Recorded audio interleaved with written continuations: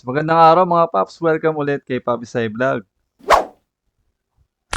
So, basic tutorial ng pagpapalit ng engine oil at gear oil ng Honda Click 125i.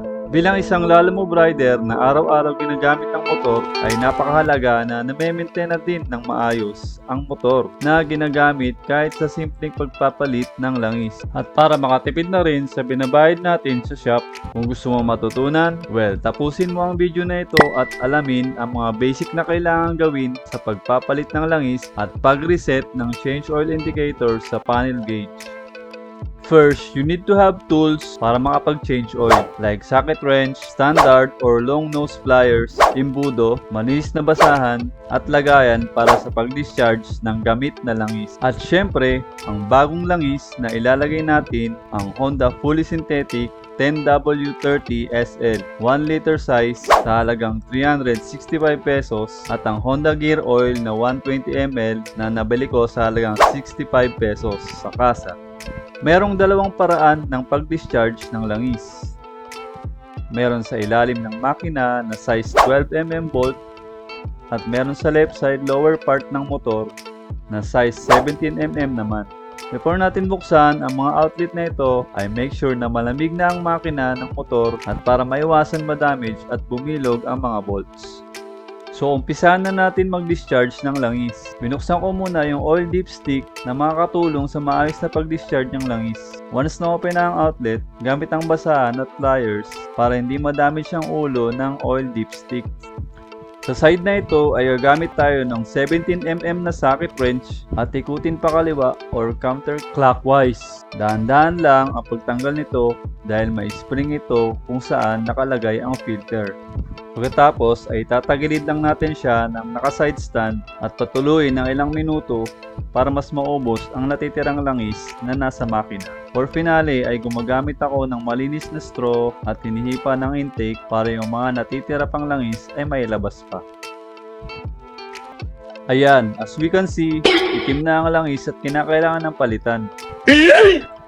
Sa pag-discharge naman ng gear oil ay gagamit tayo ng 12mm socket wrench dito sa bandang ibaba ang outlet ng discharge at dito naman ang intake or pasukan ng bagong gear oil. Kaliwa or counterclockwise din ang pagtanggal ng mga bolts. Paalala lang, may mga washers itong kasama at huwag kakalimutan na yung mas mahaba na bolts ay sa outlet at yung maiksi ay sa intake. At bahagya ako din tinagilid using side stand para may labas din ang natitirang langis niya. Pagkatapos na mai-drain lahat ng langis at nalinisan ko na din ang mga bolt, filter at springs at napunasan yung mga butas ng pinagtanggalan. Ibabalik muna natin at takpan yung discharge outlet bago salinan ng bagong langis. Bago ibalik ay ilagay muna yung spring at filter. Kung paano mo siya tinanggal ay ganun din ang pwesto pagbalik. Ikutin pa kanan or clockwise at tamang higpit lang, hindi sobra, hindi kulang.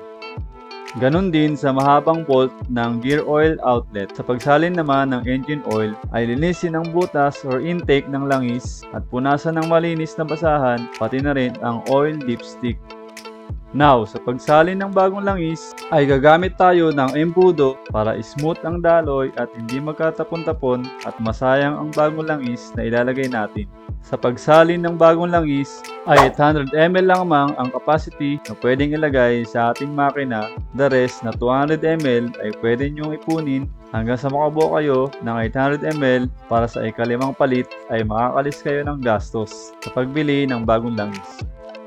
Kapag okay na ay isarado na ang intake at make sure na higpitan ng tamang higpit ang dipstick para maiwasan ang pagbulwak ng langis kapag umaandar ang makina. Sa pagsalin naman ng gear oil ay putulin lamang ang dulo ng uso nito at make sure na may sapat na butas para makalabas ang langis. Then ipasok maigi ito sa intake or butas at pigain hanggang sa maubos ang 120 ml na laman nito at itagilid ng bahagya para hindi magkatapon-tapon ang langis nito. Pagkatapos ay takpan ng bolts at pihitin ang pakanan or clockwise at tamang higpit lang din. After natin makapagpalit ng bagong mga langis, ay magsiset naman tayo dito sa ating panel gauge.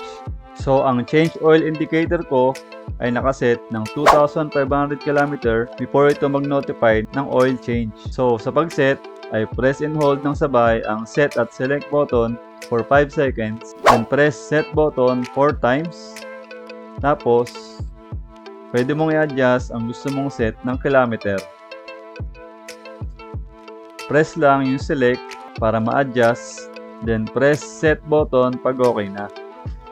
Then, sa pagtanggal ng oil change indicator, ay switch off ignition, then press and hold ang set button, then turn on ignition hanggang sa mawala yung oil indicator before i-release pag-hold ng set button.